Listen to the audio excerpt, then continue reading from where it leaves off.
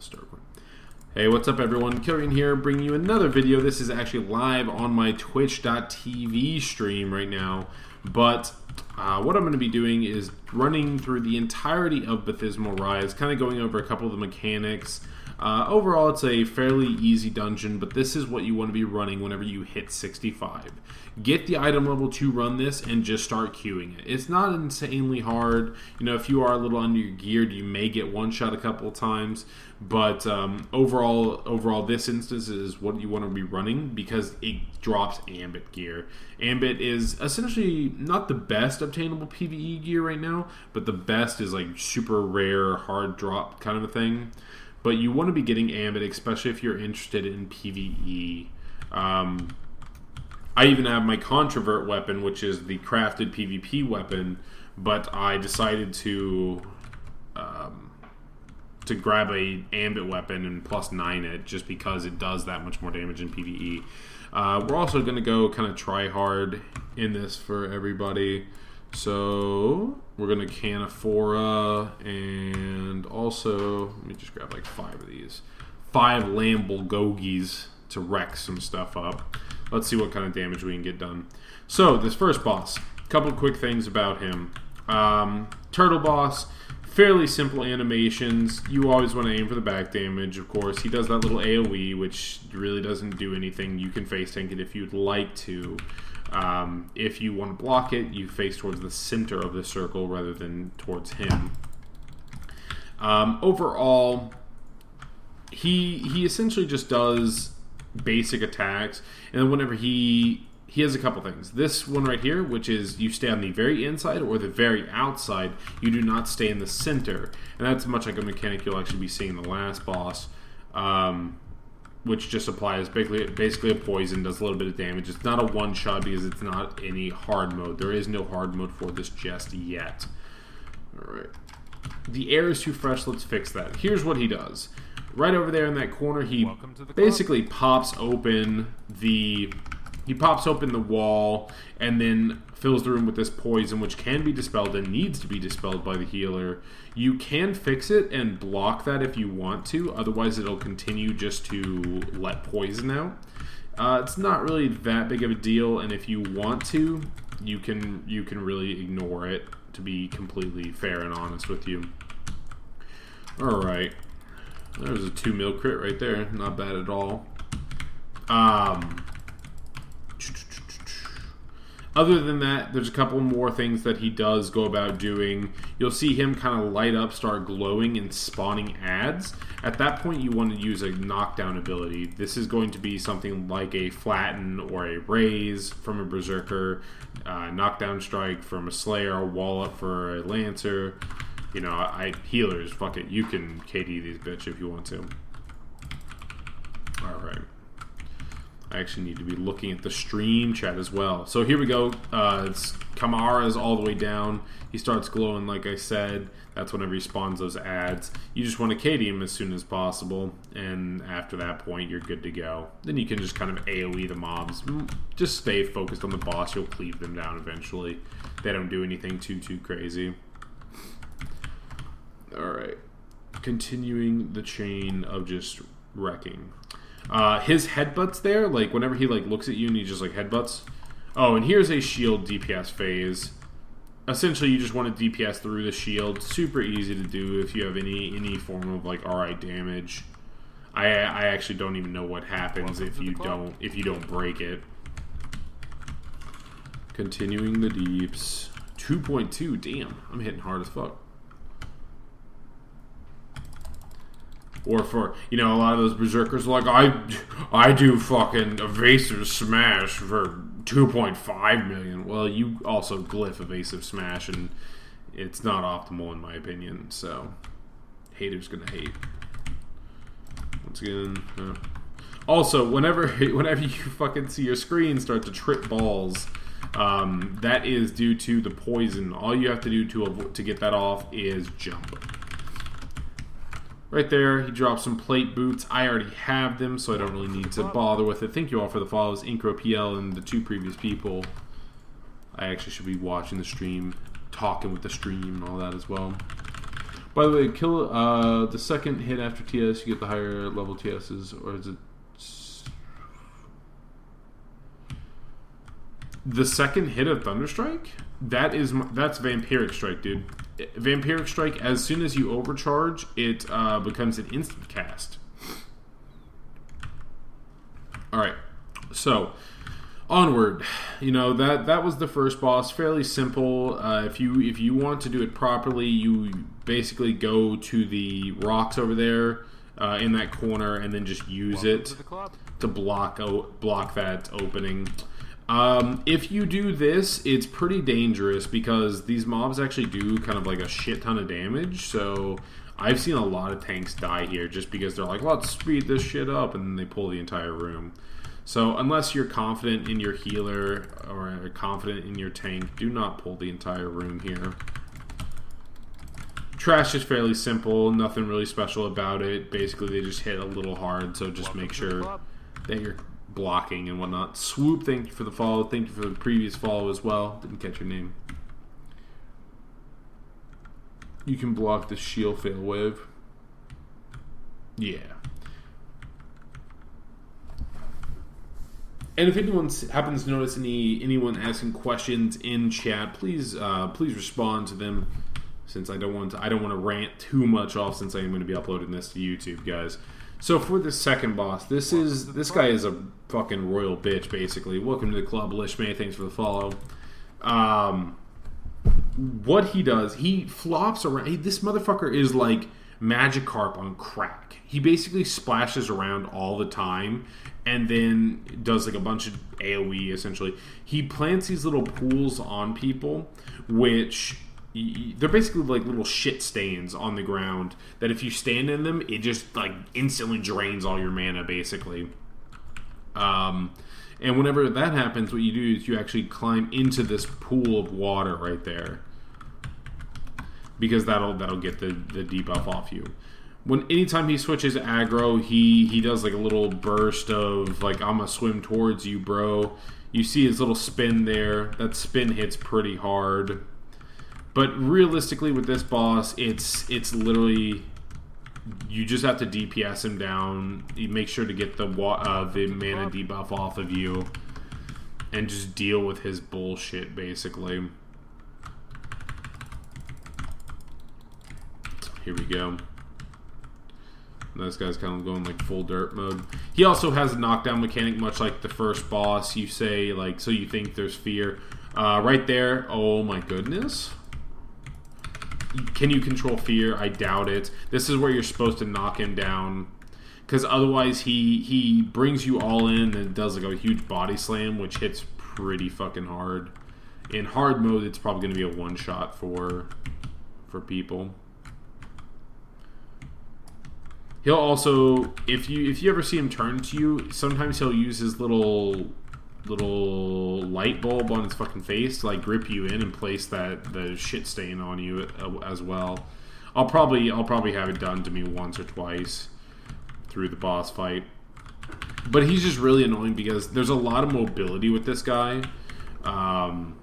which you just kind of essentially have to deal with. All right, so here we go. Here's the shit stain on me. So as you can see, my mana is just depleting. Also, you'll see like a water spout appears around the pool. What you just have to do is it's a wall which you have to destroy before you can go in the pool. In the normal mode, I don't think it's going to be too big of a hindrance. I don't think it's going to be too big of a focus. But whenever they release the hard mode version of this, I feel like all DPS are going to have to switch to it really quickly. All right. As you can see, just continuing basic damage. The last boss is really the last boss in this instance is really the only one who is very mechanically driven. There's nothing that really goes on like here. Okay, so whenever he does, oh, look, shit staining me again. Welcome to the club. No, dude, he fucking does this shit whenever it's like. Alright, so now I just gotta like auto attack it out. And as you can see, it's really annoying for a berserker because it's like we already have like mana issues. So the moment that your entirety of your mana is just like gone immediately and you're sitting there having to like auto attack to break the barricade if it wasn't. Okay. And then one more ability that he does there is where he grips everyone in around him. All you have to do before he body slams is use an iframe. This is going to be like a priest backstep, a slayer roll, a warrior roll, a lancer backstep, whatever it may be, because you cannot block that damage. For Berserker, you have to evasive roll. But it's pretty simple. As soon as he pulls you in, just the millisecond you have an opportunity to just use an iframe. Dropping more fucking shit stains on people. It's great. I love this shit. Everyone has everyone has the mana debuff. And as you can see, like, this is why this boss takes a while, because just the mana inefficiency on it is insane. Like, right now I have aggro because the tank just lost all of his fucking mana.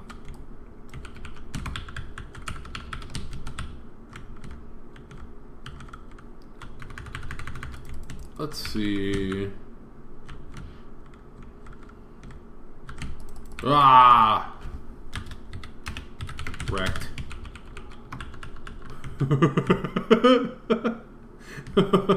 Oh shit, he's gonna fucking mess with me now.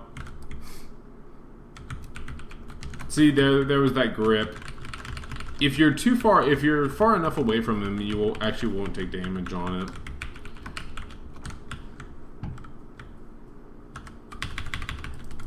Oh my goodness. But yeah, this boss is easily the most annoying boss to come out of out of the two new instances, basically.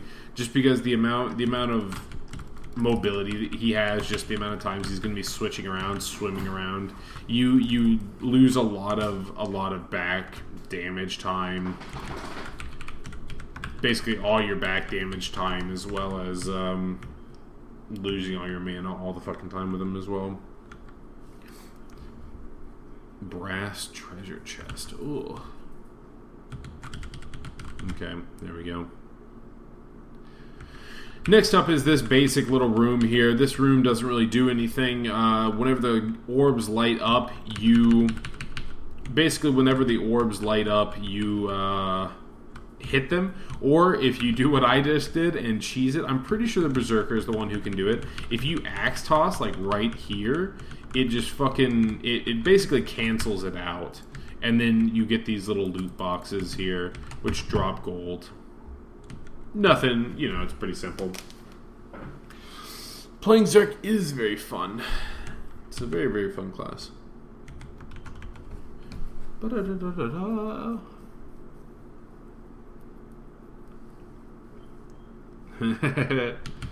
What gear to even deal a good amount of damage to any boss?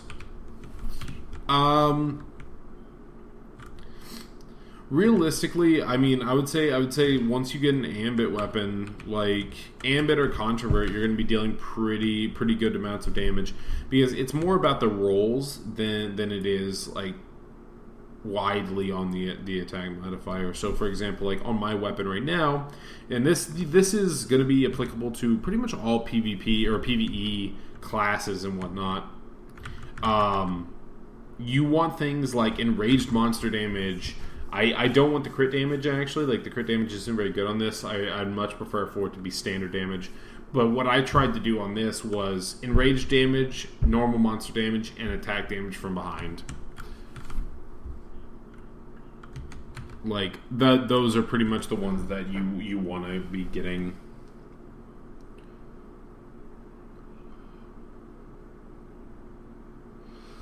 Yeah, and every time he gets KD twice, he types GG, and then he desyncs, and then I just slash uncle. That's usually how Slayer versus Berserker duels work. But yeah, for the most part, this instance isn't very hard. Once you hit 60 and once you get enough gear, just by completing the main storyline quest, queue up for it. You might as well, because getting this ambit gear is going to be the best gear you can get, realistically, up until about a month. Yeah. I want groups to hate themselves. Alright, here we go. My girlfriend's a healer, so she's willing to do pug stuff, which a lot of times I don't like running pug. Like, I don't mind informing people, but whenever I'm sitting there through like the learning experience of a lot of people, it's frustrating at times. So we're on our way to the last boss. During this little trash room, all you have to do is essentially kill the big mobs. The first EXTRM motherfucker that we killed up there, you can jump on the pillars to de-aggro all the small mobs, which will follow, and then you can just go straight to the taillift and kill him. Let's see. So now we just go right on over here. 2 elevators bring us up to the final boss. Alright. So, kind of a quick breakdown of this final boss. There are 3 major abilities you have to worry about.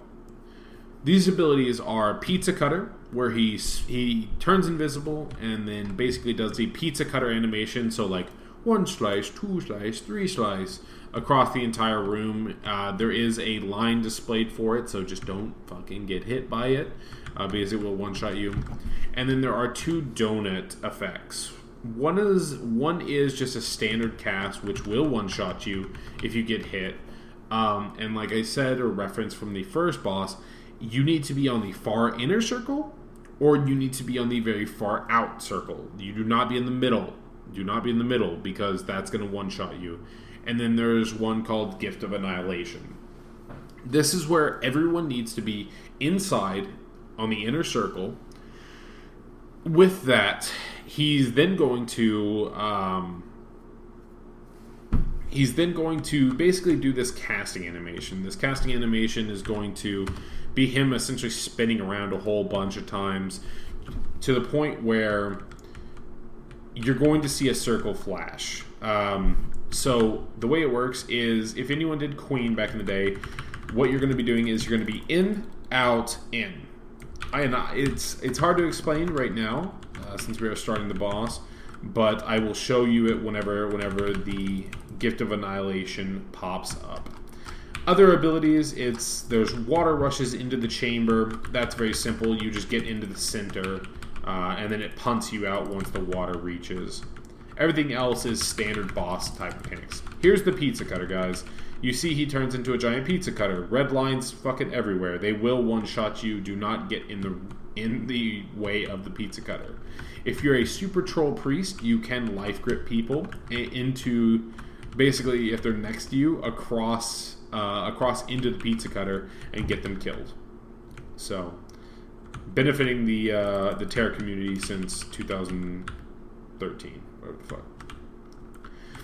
He spawns these little orbs as well. Typically, whenever you get marked onto that, what you just want to do is AoE them, stand still and AoE onto them. Water rushes into the chamber. You see it flowing over here. If you want to optimally DPS, right as it reaches the center, use an iframe. This means a roll, a death from above, a backstep, anything like that.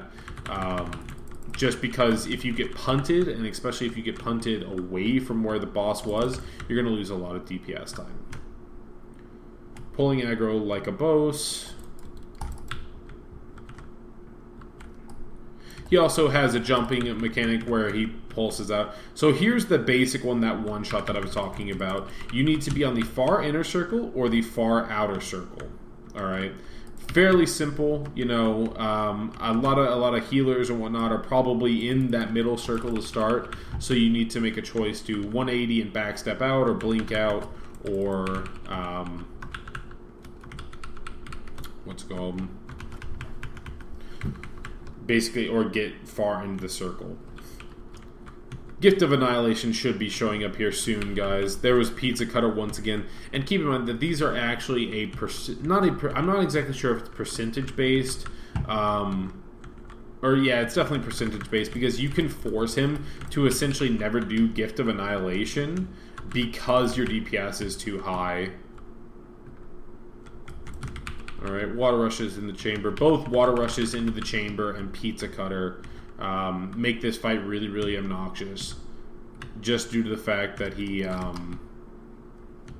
basically becomes, you know, untargetable, and you have to sit here waiting for him.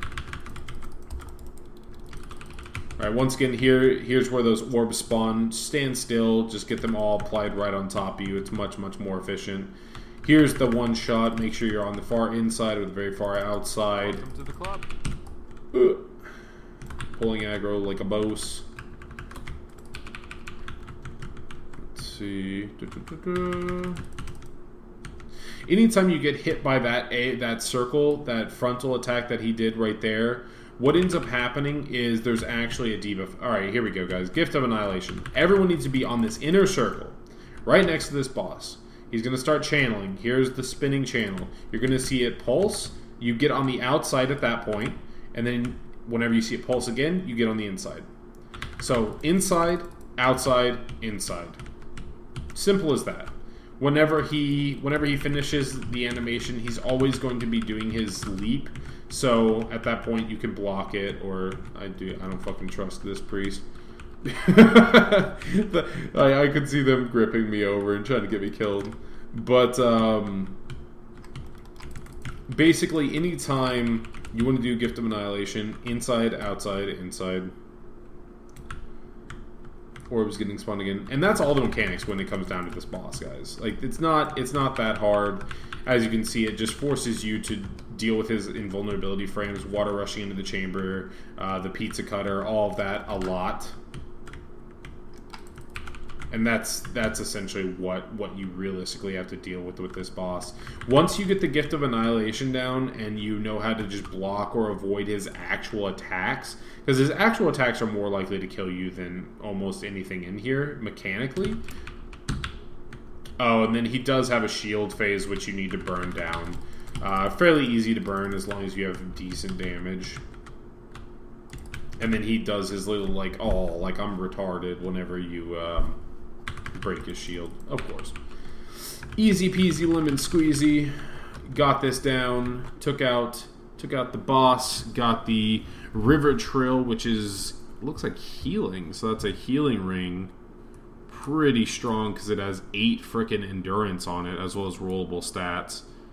That's kind of ridiculous, actually. But as you can see, I don't think we got a discovery weapon or any ambit weapons or anything like that. Usually it's just gear once again. But for the most part, boss is fairly easy. Hopefully you enjoyed the video. Make sure to click a like, comment down below as well if you happen to have any questions. Blacksmith's torch. Okay. Me?